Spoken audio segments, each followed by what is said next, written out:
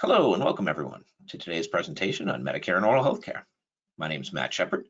I'm going to handle the technical side of things today.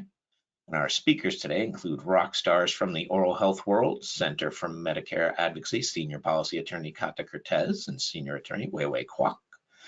Judith Haber, Santa Fe Group Board Member, Executive Director of the Oral Health Nursing Education and Practice Program, and Professor Emerita at the New York University Rory Myers College of Nursing. Kaz Rafia, Chief Health Equity Officer and Executive Vice President at CareQuest Institute for Oral Health and Strategic Advisor Council Member, Santa Fe Group. And Allison Neal, Vice President of Public Policy for Henry Schein, Inc. and Managing Director of the Henry Schein Cares Foundation. And on behalf of the center, I must take a moment to thank Santa Fe Group, CareQuest Institute for Oral Health, and Henry Schein Cares Foundation for not just being represented here today, but for all of their very generous support of the Center for Medicare Advocacy and the fight for Medicare coverage of oral health care. You will hear even more about these fantastic organizations coming up, but a little bit about the Center for Medicare Advocacy before we start. As many of you are probably aware by now, the Center is a national nonprofit law organization that works to advance access to comprehensive Medicare coverage, health equity, and quality health care for older people and people with disabilities.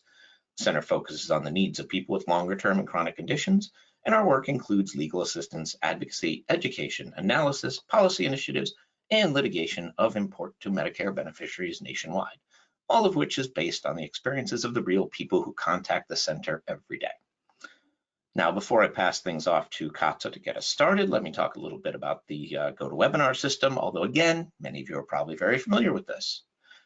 Today's session is going to be familiar to the folks who've joined us before, your own little private streaming news show, complete with talking heads. So please do bear with us as we get cameras on and off and our speakers up and down. Only our speakers are going to have that video capability, so don't worry if you can't see yourself or any of the audience. And I am going to be keeping the rather large group of registrants muted today. On the topic of audio, I hope everybody can hear. I just saw somebody in the chat say, "Why can't I hear?" and then got it. So there might be a little lag before you hear it when you log in.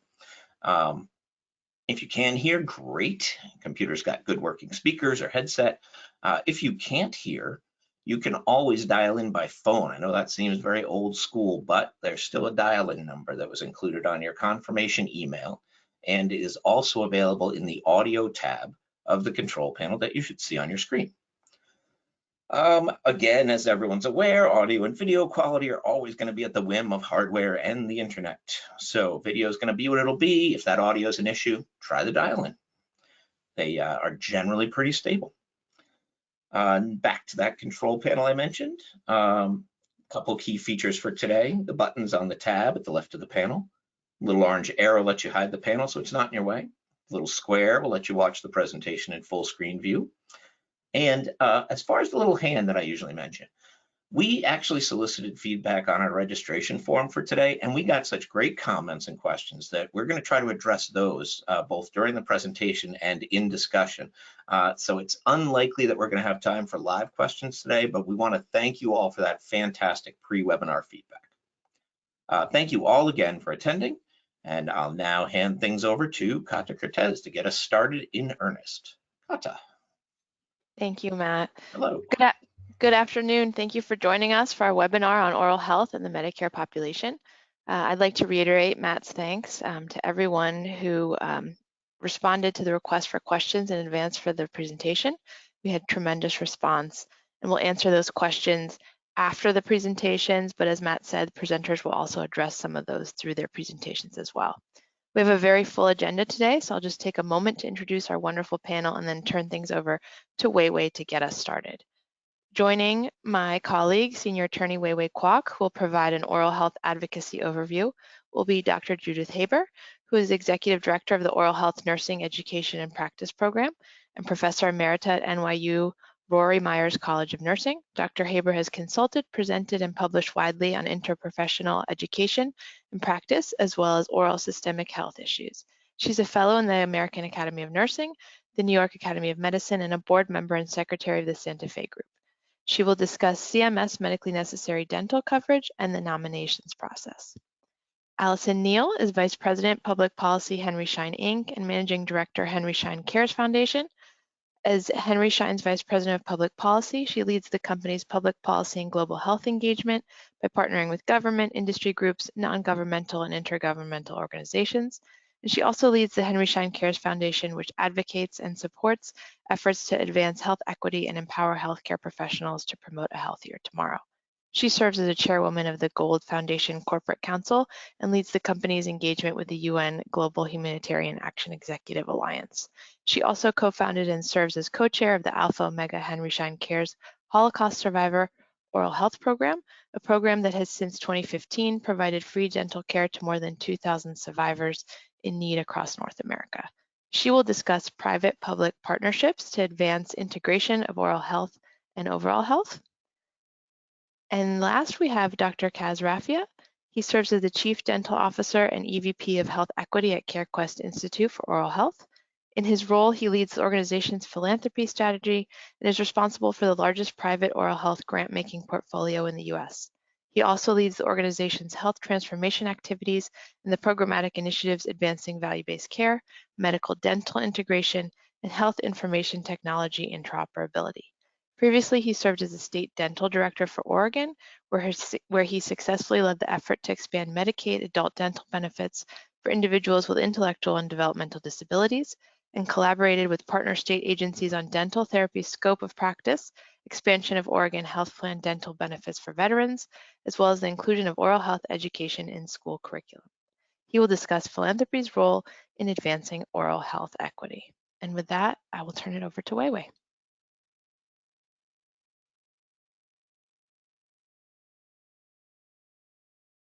Hi there. Okay, next slide, please. Okay, so the exclusion of payment for dental care is written right into the Medicare statute. It says that no payment may be made under Part A or Part B for any items or services in connection with the care, treatment, filling, removal, or replacement of teeth or structures directly supporting the teeth. Because of this provision, original Medicare, also known as traditional or regular Medicare, does not cover most dental services, such as routine exams and cleanings, or basic procedures like extractions, dentures, fillings, crowns, root canals, etc. Now, the statute does go on to say that if hospitalization is required for the dental work, due to the patient's underlying medical condition and clinical status, or the severity of the dental procedure, then Part A can pay for inpatient hospital services, such as fees for room and board, the operating room, anesthesia, and x-rays. Now, I'm skeptical whether this provision applies much nowadays because people aren't always admitted to the hospital as inpatients in these situations anymore. I would guess that these procedures are probably being performed on an ambulatory outpatient basis in the hospital, which would not be billed to Part A. And note, the statute does not say that Part B will cover the physician services. In other words, fees for the dentist, anesthesiologist, or radiologist. So our understanding is that Medicare will not cover the procedure itself in the hospital setting unless a narrow exception applies. Next slide, please. So what is this narrow exception to the dental payment exclusion? Well, for many years, Medicare's policy has allowed payment for dental services if they were, quote, incident to and integral to a covered service that the dentist was performing. So for example, if the oral surgeon needed to do something on the teeth as a part of repairing a jaw fracture or removing a tumor in the mouth, then Medicare would cover that. And this is a very frustrating rule because the dental service had to be accomplished at the same time as a covered dental treatment and by the same dentist.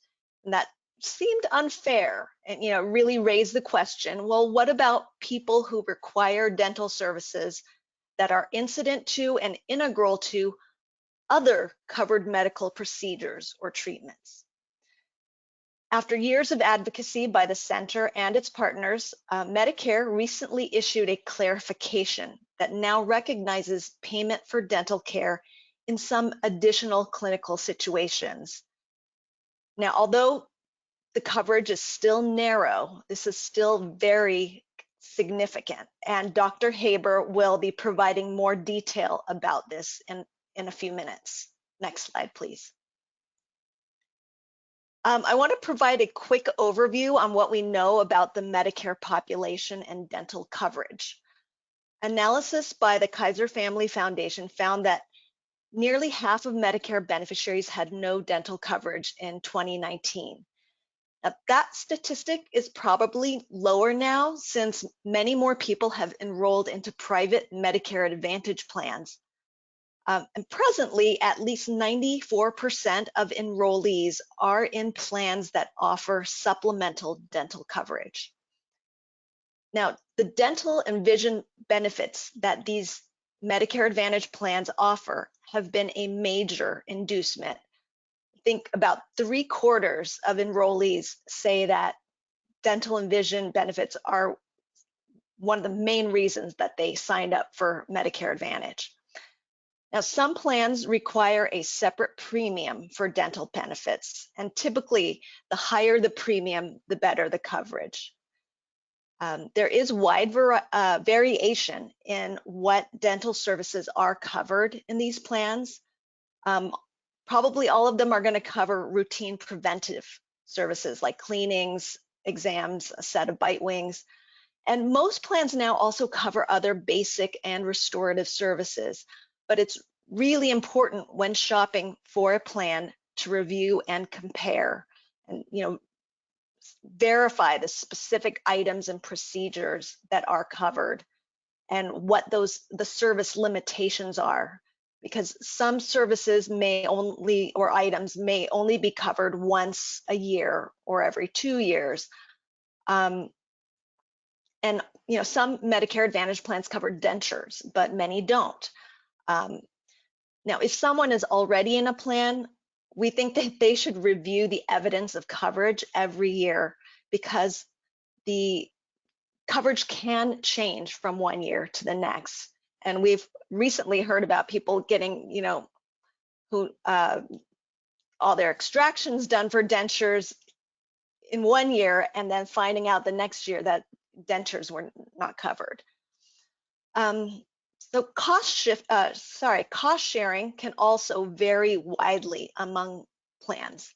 So routine preventive care may be covered at 100%, but enrollees may have to shoulder up to 50% or 75% of the cost for more expensive items and services, like root canals and crowns. I think it's really important to have the dentist's office call the insurer and verify coverage for each item and service by exact code. And that will allow the patient to decide if they really want to receive the service. There are also caps on the total amount a plan will reimburse for dental. And right now, 59% of enrollees are in plans capped at $1,000 or less annually.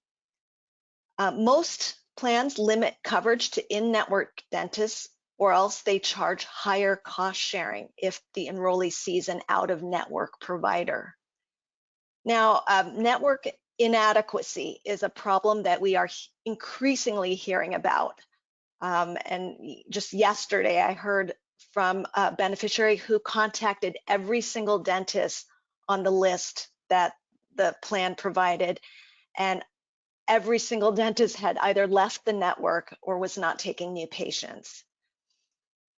I will say, there has been troubling data that has recently come out indicating that people in Medicare Advantage are even less likely to access dental care than those in original Medicare. Well, let's talk about dual eligibles. There are over 9 million full benefit dual eligibles, meaning people who have Medicare and Medicaid coverage. And by definition, these individuals have low income and limited resources. Adult dental coverage is not mandated in Medicaid. Currently, though, 25 states and the District of Columbia do offer fairly comprehensive adult dental coverage in their Medicaid programs. Now, some dual eligibles have dental benefits through a Medicare Advantage plan, as well as dental benefits through Medicaid.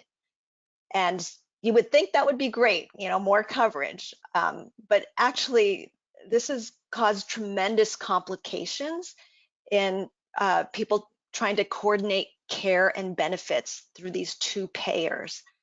Now, it would be ideal if dual eligibles could obtain care from a dentist that participates in their Medicare Advantage network, as well as in Medicaid. But in reality, such dentists are difficult or impossible to find. And this has led to a lot of problems. Next slide, please. So the problems I've mentioned in the past slides are why we and others have advocated for legislation that would add a comprehensive dental benefit to Medicare. And rather than create a wholly separate benefit, we advocate for incorporating these benefits into the Part B insurance program that covers most of the other medical items and services that beneficiaries need. And we think that adding the benefit to Part B makes sense from an administrative standpoint, and it's also would be easier for beneficiaries. It would apply the co-insurance structure that beneficiaries are used to, the 80%, 20% coverage, except that routine exams, cleanings, and x-rays, we would say should be covered at 100% like other preventive services.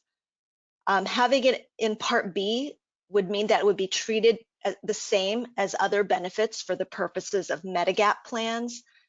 And also there's already an existing structure for appeals and determining provider payment, and also low income protections through the state QIMBY programs. In other words, we wouldn't need to reinvent the wheel. Now, since Medicare Advantage plans are required by law to provide at least the coverage that is available under Medicare, Medicare Advantage enrollees would be entitled to equivalent dental benefits that are defined in Part B. And this would just create a lot more uniformity and certainty for all Medicare beneficiaries. So, they're a sticking point to getting this across the finish line. One has been the high price tag, as well as fear among the dental establishment that reimbursement under Medicare would not adequately compensate them, because of they have higher overhead costs than other physicians. I will note, though, that Congress has acted in the past to expand the Medicare program, and has done it to cover disabled individuals, to cover hospice, prescription drugs, and preventive services, all very important things. And we believe the time is nigh for a Medicare dental benefit. Next slide, please. So an important thing I've learned through this work is that Medicare and insurance in general is just one piece of the larger puzzle, a very crucial and complicated piece of the puzzle, but still just one piece. Any new coverage, would require implementation. Implementation is crucial. The big question: will providers sign up to participate? And will patients be able to access care? And we know there are barriers to access, including, for adults with special needs and residents of nursing facilities. And, a lot needs to be done to expand, innovative programs like mobile dentistry, and to advocate for state laws that would expand the scope of practice for hygienists and dental therapists to practice to the full extent of their abilities outside of traditional dental offices.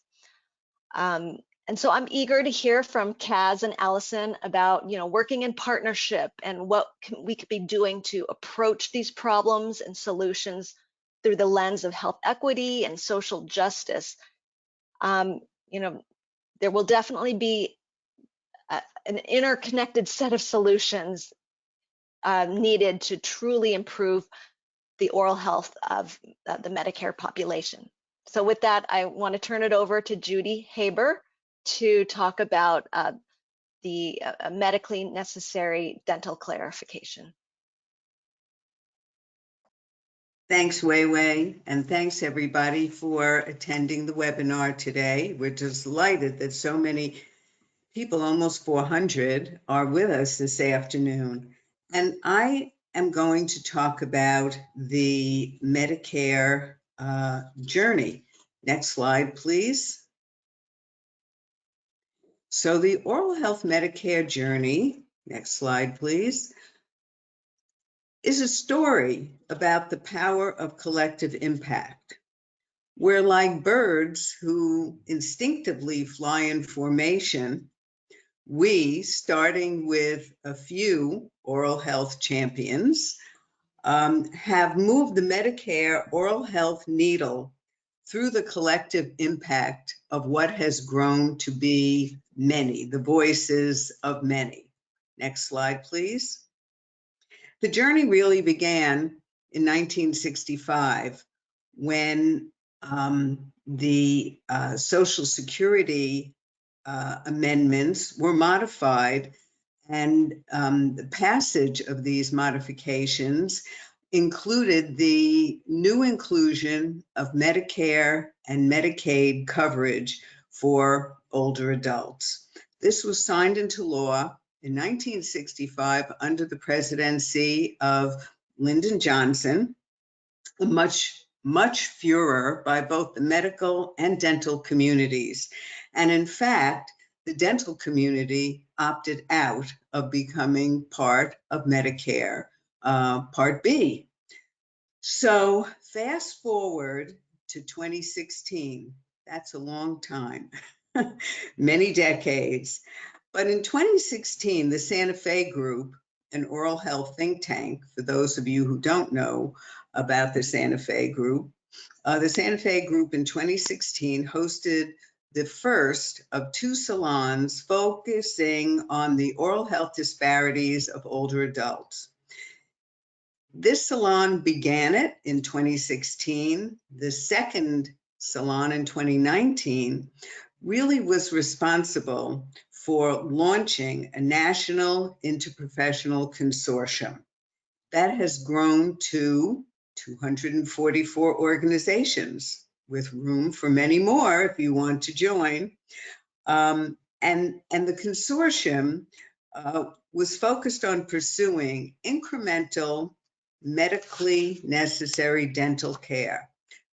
We thought it was a foot in the door, since a comprehensive Medicare Part B benefit was not in the offing. So if Plan B isn't going to work, A is going to work, you go to Plan B. So in 2021, our growing momentum and support of the administration, the Biden administration, was responsible for introduction of the Build Back Better bill, which gave us hope, new hope, for a Medicare Part B dental benefit. It attracted broad support from consumers, from health professionals, from legislators in Congress and in the Senate, but not from the ADA. And the ADA, as many of you may know, launched a well-funded campaign aimed against the Build Back Better plan, and in fact introduced a Medicare Part D dental plan that never saw the real light of day. But in any event, the Build Back Better bill in its totality did not pass So what does a group intent on collective impact do? We reverted to Plan B, and that was to focus on making progress on a medically necessary front and generating data that could be used to pave the way for an eventual comprehensive benefit. Next slide, please. Because we know, based on strong evidence and multiple publications, database publications,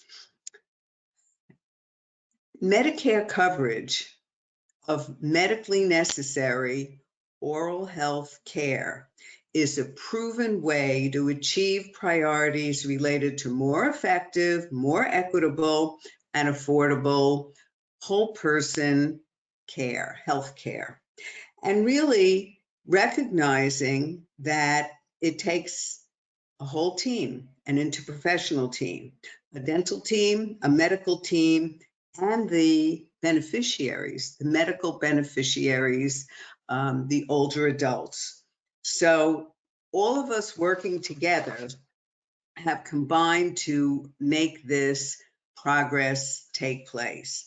So now I'm really happy to share with you that medically necessary dental coverage or coverage for dental services is now a reality, thanks to the administration's, and that is CMS's, clarification in the physician fee schedule for 2023 and 2024 that there is room for authorization of medically necessary dental benefits, dental services, I should say, that are approved or authorized to avoid medical complications and unnecessary cost, and are inextricably linked, and this language is important, and substantially related to the success of medical treatment for a specific condition covered by Medicare. Now, just as one example, and you see the list on the next slide, please, the number of conditions that have now been authorized for approval of dental services for these conditions that are inextricably related to the medical treatment and the dental care, are inextricably related to the success of the overall treatment of the patient. Think of this, 60% of cancers diagnosed annually are among adults 65 and older. That is a huge proportion of the cancer population. So in the latest authorization of medically necessary dental services, cancer-related and immunosuppression-related cancer conditions and treatments that include chemotherapy, CAR T-cell therapy and radiation, high-dose bone modifying agents, head and neck cancers, there are dental services authorized to be inextricably related to the success of the treatment of these conditions, cancer, and the immunosuppression related side effects and risk factors for these treatments. So, and important to note, on an inpatient or outpatient basis. So, and that is a new turn of events. And you can see organ transplant surgery, cardiac valve replacement, valvuloplasties, head and neck cancers again, are all conditions where dental services are considered inextricably related to the success of the overall treatment of these conditions. CMS now has an annual nominations process. The opportunity now exists to clarify and advocate for equitable coverage for multiple conditions. So next slide, please. On the horizon, we have just finished a mega submission to CMS in February for authorization to approve autoimmune diseases, diabetes mellitus, and end-stage renal disease for consideration of authorization of medically necessary dental services being instrumental to the success of the overall treatment of this. Think about 33% of adults 65 and older have type 2 diabetes. Think of the impact that this would have. There is also congressional support, and I must remark on Senator Bedcardin and colleagues who have unfailingly provided congressional and senatorial support for these medically necessary authorizations of dental services. And just this February, as we were submitting our request for these 3 items, next slide, please. The lawmakers, in the lawmakers' letter to CMS this February, they wrote that they were writing in support of nominations that they understand that are being received for clarification of payment policy for dental services that are inextricably linked, substantially related, and integral to the clinical success of covered medical services. And in part of the letter, they specifically refer to diabetes. Next slide, please.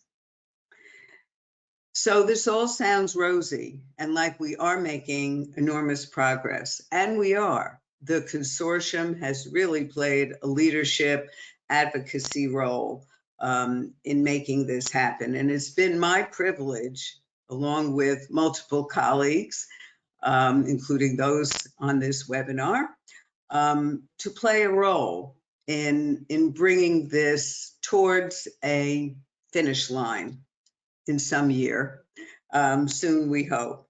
But there are implementation challenges because, as Weiwei mentioned, people, both dentists and their team, dental teams, medical teams, and patients need to know that this medically necessary coverage exists. So it's improving the oral health literacy, the oral health Medicare literacy about this event, these authorizations. We don't want this to be the best kept secret and a policy that sits on a shelf in a policy book, but is not implemented in a widespread kind of way. So we need to have policies, protocols, algorithms that motivate providers and patients to participate in this medically necessary Medicare set of dental services.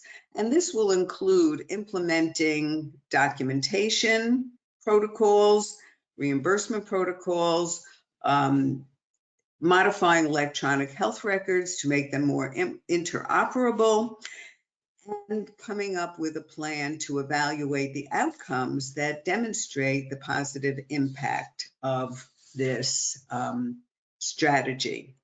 Next slide, please. And so if you haven't joined our consortium, it is never too late to increase our collective impact by having you join our 244 current members of the consortium. Next slide, please.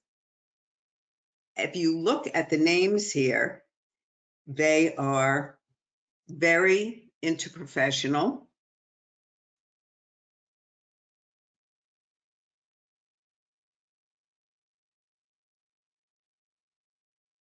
They are definitely, you can definitely join the webinar and sign on to our website.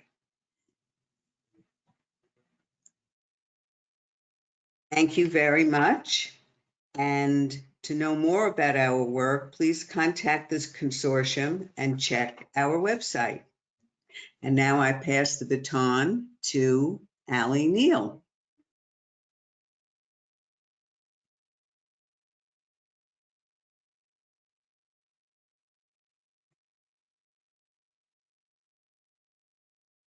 Hello, Hello. Allie. Hi, can you hear me? Yep, you're good. Terrific.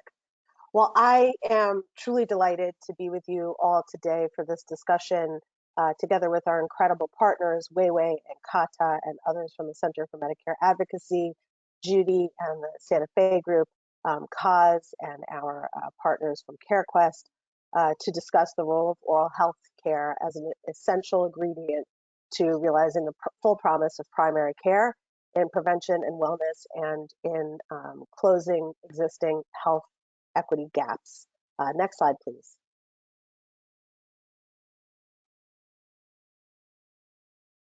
Great, sorry, next slide. Terrific. For those of you who may not be familiar with Henry Schein, we are a leading provider of healthcare products, services, and solutions to office-based physicians and dentists. Essentially, if care is taking place outside of the four walls of a hospital, those are the health professionals that we serve. And you can see here, our business extends to 33 countries, and we have a team of more than 24,000 Team Schein members around the world. And so given our position as a company focused on preventive healthcare and the nexus between oral health and overall health, today's topic is very close to our heart and integral to our work. Next slide, please. So you've heard today about the links between oral health and overall health. I just want to dive a little deeper into that. We know that the mouth is the gateway to the rest of the body. We know that untreated oral infections are closely linked to a wide range of costly non-communicable diseases, including diabetes, heart disease, dementia, stroke, and others. These non-communicable diseases present a significant and unequal burden on economic and social development. And therefore, we know that good oral health is clearly linked to better overall health, and that integrating oral health and primary care substantially reduces healthcare costs and improves population outcomes. And if we consider that 90% of our nation's $4.1 trillion in annual healthcare expenditures results from non-communicable diseases, and recognize that good oral health has in lessening the burden of these NCDs, it's clear that oral health must have a place of prominence within efforts to improve our nation's health. In short, promoting oral health costs so little and returns so much.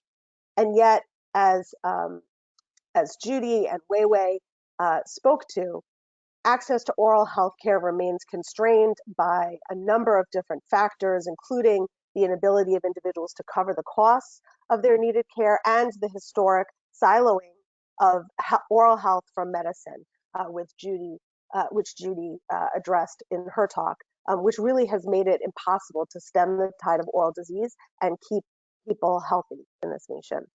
Our deep concern about the broad impacts of poor oral health and the continued disparity in oral health care has prompted us to pursue a myriad of strategies to begin to address these challenges, together with incredible partners, including those today that are with us, CMA, CareQuest, and the Santa Fe Group. Next slide, please. Judy, you really dove in your talk into our shared efforts in advocating for policy changes. But I'd like to just add to your comments. Since 2016, I think the fact that more than 240 leading dental, medical, and nursing groups, and patient and consumer advocates, care delivery providers, you saw the list that Judy had up on her screen, but we've joined together to advocate for the expansion of Medicare coverage for medically necessary oral care, and we're really pleased with the results so far in seeing the expansion of coverage in 2023 and 2024. And we are really excited to continue to build on these successes. We see this as a step-by-step process, and we're thrilled with the coalition's nominations, which were recently submitted for treatment of beneficiaries with diabetes, autoimmune conditions, and end-stage renal diseases. And so would just like to echo, Judy, your comments. Please join us at www.oralhealthconsortium.org if you'd like to be a part of the movement. And beyond the important steps that CMS has taken so far, we believe that it's also critical to establish fair and reasonable payment models for the implementation of this expanded definition of covered dental care procedures, which both Wei Wei and Judy referred to in their talks. And so given our unique position at the intersection of dentistry and medicine, in our most recent comment to CMS, we offered to help convene a range of key stakeholders to serve as an advisory panel to support the development of effective reimbursement models to ensure that CMS's important step of expanding access to oral care is sustainable and implemented. Next slide, please. So I'd like to talk a little bit about our work together with our partners in strengthening interprofessional collaboration and advancing integration. This is a second really critical area of work with a specific focus for us on strengthening professional pipelines and reversing the historic siloing of oral health from medicine. Henry Schein's worked for decades with our partners in dental and medical communities, academia, governments, civil society, and the private sector to raise global awareness of this key connection between oral health and overall health. And as an early champion for the integration of oral health as a part of primary care, we've engaged with partners across the sectors. And you can see here our public-private partnership wheel, but this includes academia, organized dentistry, oral health research and advocacy groups, including CareQuest, Santa Fe Group, CMA, the International Association for Dental Research, and governments. I'll just refer to two programs as an example of how this public-private partnership work can be effective. One you'll see here on the left side of the screen. In 2022, we were so pleased to begin a partnership with CareQuest Institute for Oral Health. You'll be hearing from Kaz after me, to establish a program called the Systemic Healthcare Entrepreneurship, or the SHE initiative.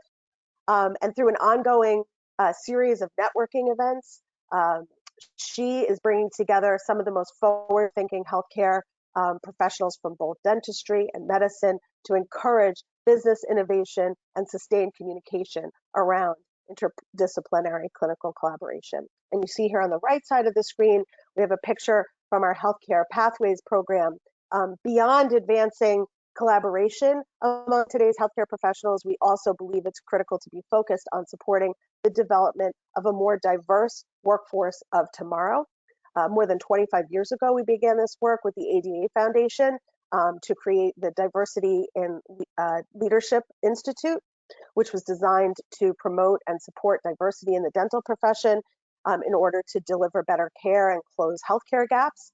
And in 2022, we built on this commitment to develop the Healthcare Pathways program together with partners like the National Dental Association, the Robert Shatner Foundation, and other professional associations to introduce high school students from diverse backgrounds to exciting opportunities in healthcare so they can see what their pathway to being a healthcare professional can look like. We began the program at Meharry and Howard, and we are really excited to continue to expand the program. And through these programs and other programs, we're really hoping to continue to help to develop and expand pathways to the profession that will ensure greater cultural competency, care utilization, and employment within and among historically underrepresented and underserved communities. Matt, the next slide, please. Beyond our work with partners to advocate for and support greater access to integrated care through public-private partnerships, we're also working on this to promote integrated care in the way that we serve our customers through our business. So as the only global healthcare solutions provider serving both office-based medical and dental professionals. We believe we're uniquely positioned to help advance the integration of dental care into medical care directly through the products and services that we offer. And you can see here, some of these include point of care diagnostic tests that improve the ability of primary care providers to holistically screen patients for improved early detection, our work to promote open architecture in dental practice management software that connects to over 40 electronic medical record softwares to improve patient record visibility across the full spectrum of providers.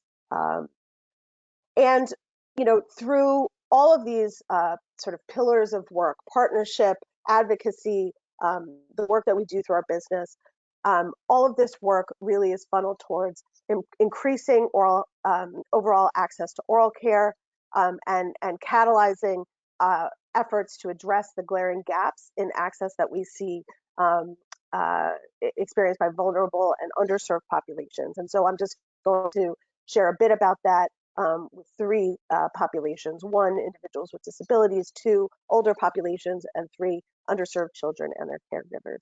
Next slide, please, Matt. So with respect to individuals with disabilities, although 1 in 4 Americans live with a disability, these individuals often face daunting hurdles in accessing healthcare, and especially oral healthcare. We've long worked in partnership with professional associations, patient advocacy groups, medical and dental schools, policymakers, suppliers, and our customers in a variety of ways. We work to raise awareness of the importance of oral health for people with disabilities and the challenges that they face in accessing care. We co-founded and provide support for an initiative called Project Accessible Oral Health, which seeks to catalyze healthcare professionals and the industry and policymakers to advance health equity for this population.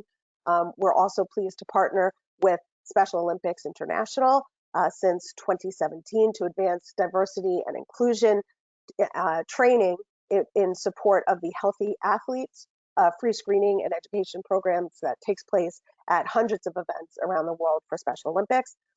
We also seek to improve care through better education and training of the oral health community. We're really pleased to partner with the National Council on Disabilities to educate medical and dental professionals in disability care and to support disability clinic programs at prominent dental schools around the country.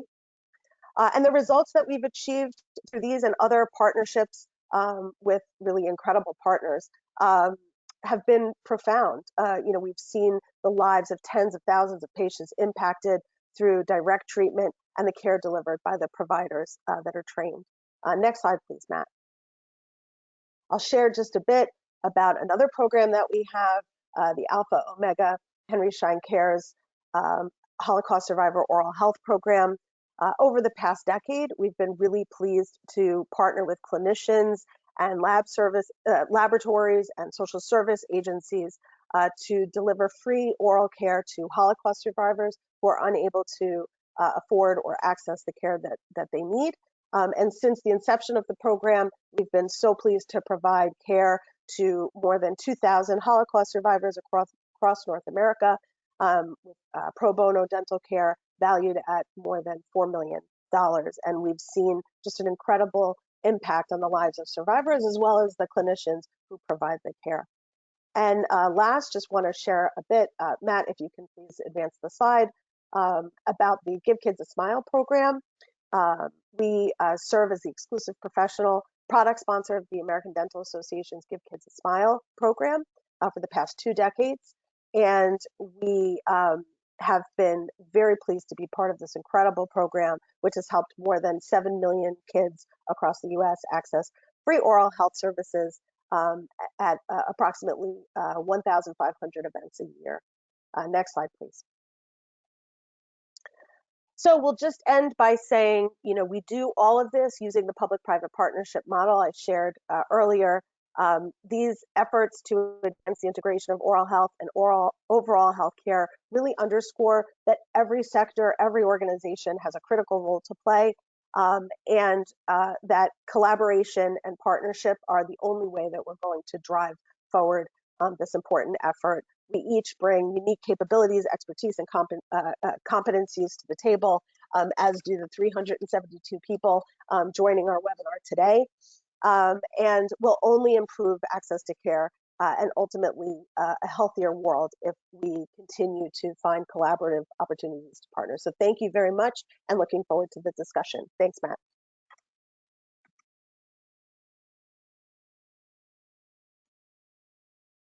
Thanks, Matt. We can advance the slide. Thank you. Appreciate it. Thanks. Thanks for the opportunity to speak to you on health equity, everyone. I'm cognizant of the very brief time we have here on this topic, but I really see this as a starting point for more conversations to come. And I'll promise to keep us on track and on time with this. Next slide, please, Matt. Thank you. Just real briefly, as a level set and to ground us, we'll quickly cover definitions around health equity. What is our national level spending on healthcare, and how is it getting us in the way of outcomes? Where do oral health disparities show up? And hopefully, once we've established the why, how do we move forward? Along the way, we'll throw out a lot of quant, but you'll see a couple of themes develop really rapidly. And one is the value that we're getting for our spending, and how do we allocate our resources so that we're getting the right ROI. And and the fact that we're still at the end of the day leaving some of the same exact people out of the equation altogether. Next slide, please. Thank you. So according to this CDC, disparities are preventable differences in burden of disease, injury, violence, or opportunities to achieve optimal health that are experienced by socially disadvantaged populations. I think the key focus around this visual is that the definition is around preventable. So in theory, we shouldn't even be in the category of having to even be remedied because they are preventable. And these disparities obviously include life expectancy, access to healthcare, morbidity, mortality, which can actually manifest differently across various populations. Next slide, please. So, there's a lot of definitions around health equity, but the one I keep coming back to is this definition by CMS, which I feel is pretty inclusive, but it's also pretty insightful. And I'll let you read the verbiage, but really what it tells me is that controlling for externalities that should not be impacting health, we're still getting, we're really having to have a conversation around things that don't have anything to do with our physical well-being. So what does inequity look like in healthcare? I'm happy to really be able to share with you a brand new insight that was just released in JAMA. It's research from Brown University School of Public Health, and it's really relevant to our conversation today. It's around ED use disparities among trans and cisgender Medicare beneficiaries in the past, in over a decade period between 2011 and 2020. And the insight is this: 58% of emergency department visits made by transgender individuals within this population, Medicare beneficiary age population, were related to chronic conditions compared to 19% of the cisgender population. So really right there, just the difference between the numbers, but also focus around the chronic nature of the issues for which these individuals had to visit the ED is what we want to focus on. And that's a perfect example of inequities. Next slide, please. I really like this slide. I think, so what does healthcare spending look like in the US when compared to developed economies in the world? And what are we getting our money's worth? And as you can see, these are 2022 numbers, by the way, but 2023 numbers are not surprisingly higher per capita. We're spending $4.3 trillion, which is a fifth of our GDP, which amounts to about $12,000 per capita, inclusive of Medicare, Medicaid, CHIP, out-of-pocket expenditure, and commercial on healthcare. And US is really, as you can see, I mean, it's easy to do the math. We're spending nearly the same amount per capita as Canada and Germany put together, but we're spending more and really getting less for our dollars. And we can go to the next slide, please. So while the aggregate spending on healthcare has grown in this 10-year span, within this visual, the spending on dental care has actually decreased over the years, and this is an important visual from CDC. What's interesting is that globally, according to the WHO, the world economy is actually spending 4.8% of direct health expenditure on oral disease, which is similar to ours, which is about 142 billion. But here's a critical piece to remember. That's including low and middle income nations. And so when we're looking at the world's wealthiest nation, you have to wonder if we're sufficiently invested in oral health. Next slide, please. This is another one of my visuals that's a favorite of mine, rather. It is courtesy of our wonderful friends at CMS. This is a payer mix visual. Super, it just gives you a lot of information all at once. But I'd love for us to sort of zoom in and focus on the second column from the right-hand side, which is a breakdown of payer mix for dental services. You can actually see with the blue bar that there's a 37% out-of-pocket hit within the dental services. Now, if you were to track that across the board, for example, for the hospital care, you see it's just a thin sliver for hospital care when you're speaking about out-of-pocket costs. Now, speaking of thin slivers, let's come back to the dental services and take a look at that, the shade of green, if you would, that lighter shade of green, if you can see on your screen. And that is, not surprisingly, Medicare expenditures when it comes to dental services. And so some of the implications of this spread, if you will, when compared to, say, physicians and clinical services that we talked about, but really the implications are is that for individuals and communities who are socially, economically repressed, what does it mean for them to have to make choices between their dental care and their dental needs versus something else that does not necessarily have as much of an out-of-pocket hit? Next slide, please. So consider this, how much of the out-of-pocket burden is really impacting the social economically marginalized that we talked about? What is the impact? Is the impact strictly financial? And if it's not the same, should the solution be the same? Next slide, please. And so we know there's a lot of disparities, and I want to hit on a couple of them, and we can go to the next slide for this one, please. And so we know that 68% of Medicare eligible population has periodontal disease, which really does two things. In many advanced cases, it leads to tooth loss. We know that within this population, nearly 1 in 5 are edentulous, which means they've lost all their teeth. And we also know that periodontal disease, which is gum disease, does something else. It makes controlling your diabetes harder. And that impacts 1/3 of the population in this age category who have diabetes. And to go one step further, when you think about maintaining a proper diet, it's going to be incredibly difficult without a full complement of a dentition. And so the problem compounds. Let's go to the next slide, please. Thank you. So what are some of the stats and inequities when it comes to coverage and that out-of-pocket cost, the healthcare economics component of it? Well, a University of Michigan study showed that about half of the adults in 65 to 80 range don't have any dental insurance. For those who do have dental insurance, the out-of-pocket cost averages on dental spending amount for Medicare Advantage beneficiaries who could afford it is about $1,000. And for those who could not, which is the 3/4 of it, were left out of the equation. They were left out of being able to even see the dentist. And so this critical piece to this, and it really been left out of this discussion, is a demographic shift. And this is a really important piece, and that the US population over 65 will double by 2060 to 95 million.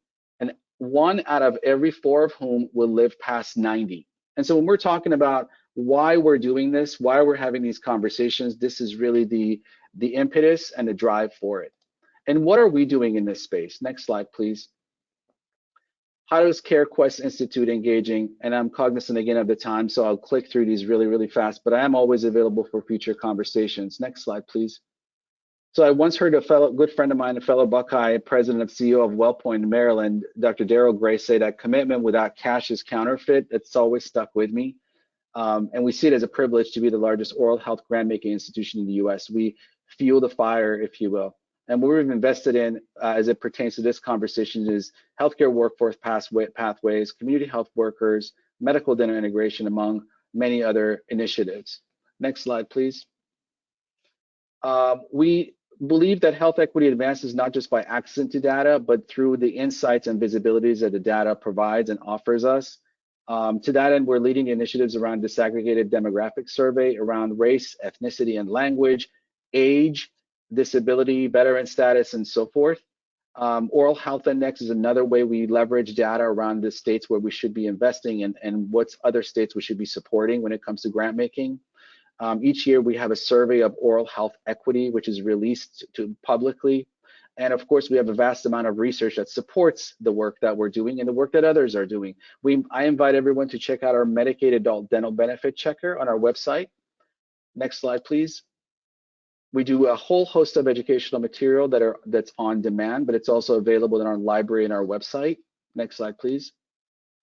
And policy and advocacy. We're clearly here to speak of policy and advocacy, and we're leaders at times in front, but sometimes we, as we say in-house, we lead from behind, and we're really privileged to be part of this discussion. Next slide, please. And so as we talk about the moral and economic imperative for health equity, this is where we lean in. We know that change and transformation is difficult, but we also, in addition to the value of why when it comes to a moral reason, we also try to capture that reasoning in an economic sense as well. And that is the work of our health transformation team. Not a lot of time for us to have the discussion, but do please reach out if we can engage further. We're always available. We're also looking for partners and collaborators and folks who also lift up this type of work. It's been a pleasure. Thank you all.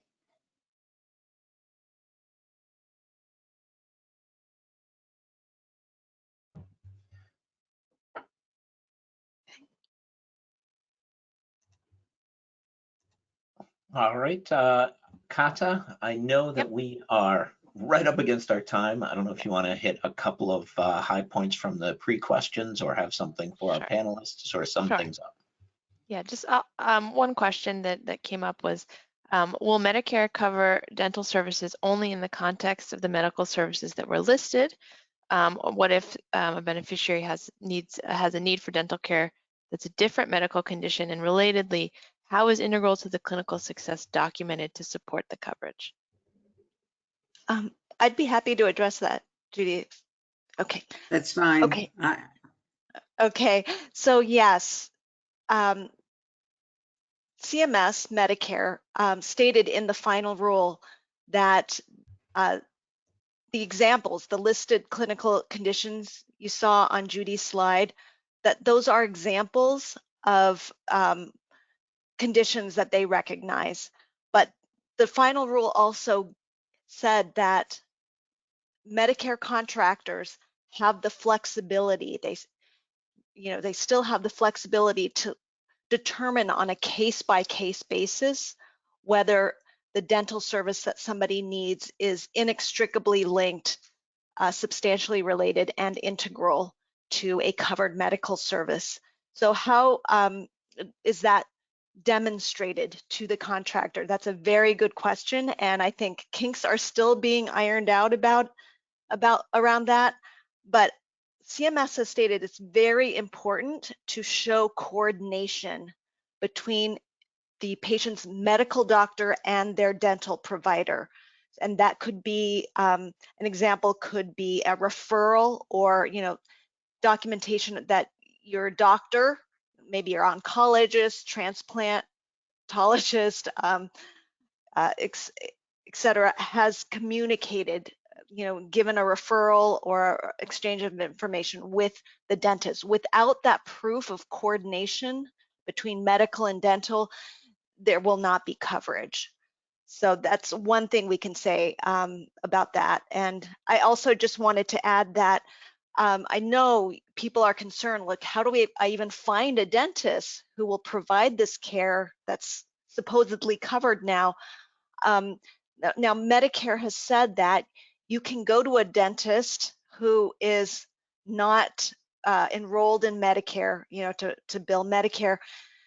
If they are willing to have the doctor bill Medicare and get paid from the doctor, that's another possibility. So I hope that's clear, that in this situation, you can get a dentist if they are willing to allow the doctor to bill Medicare, get reimbursed, and then get paid. And that might work better, in I think another way to find this care is through hospitals, because most hospitals participate in Medicare and they have, hospital dentists who are providing this type of care. So you're more likely to get this covered if through a hospital system. Does anyone want to add to that, or should I just move to the next question? I think the important point is to have anticipate having a fee structure and motivating community-based dentists, oncologists, endocrinologists, et cetera, motivated to participate in the program. Thank you. We had several questions about what we might hope to see in the next year or so regarding dental benefits in original Medicare, and when will we see broader coverage? Well, as I indicated in my presentation, we've just submitted 3 very important submissions to CMS. So on the horizon, and probably in June or July, we will get a preliminary read on whether diabetes, autoimmune diseases, and end-stage renal disease will be the next chapter of authorizations by CMS. And that will be very important because it will really benefit millions of older adults in a very positive way. And simultaneously, we are always advocating on behalf of a comprehensive Medicare Part B dental benefit. But that is more of a long-term goal than this immediate next chapter that should have a preliminary readout in June or July. And Kata, I would just add to that the nominations that Judge Judy spoke about are really quite extraordinary in their depth of exploration of the data and the science, and the really making the argument that this care saves money and it also improves health outcomes. And so I'm hopeful that on the weight and power of those extraordinary nominations that we'll see success. Yeah. As far as a comprehensive benefit, I think that's really going to depend on the political outlook and the composition of Congress in the coming years. And so, I mean, there's definitely enormous public support for adding a benefit to Medicare, and hopefully that will, help, get us closer the next time that we have the opportunity in Congress to get legislation through. Yes, and as Judy mentioned, we have some of the framework already from the Build Back Better that we could repurpose if opinions change in Congress and there's momentum for that. We're at 3:07, so I think we should thank our panel and proceed with Matt's closing remarks. All right, thanks, Kata. I definitely want to thank everyone for attending, and a huge thank you to our guests today. Thank you so much for everything that you're doing for Medicare covered oral health care. For anyone who's interested, we have another webinar coming up in May on the 15th, and that'll be practical tips for getting and keeping Medicare covered care, sort of a general webinar, and it's sponsored by the Christopher and Dana Reeve Foundation's National Paralysis Resource Center. So it's going to focus on sort of home health care for people with chronic disabling conditions. So mark your calendars for May 15th. Thank you all once again for today's presentation, and I will now conclude.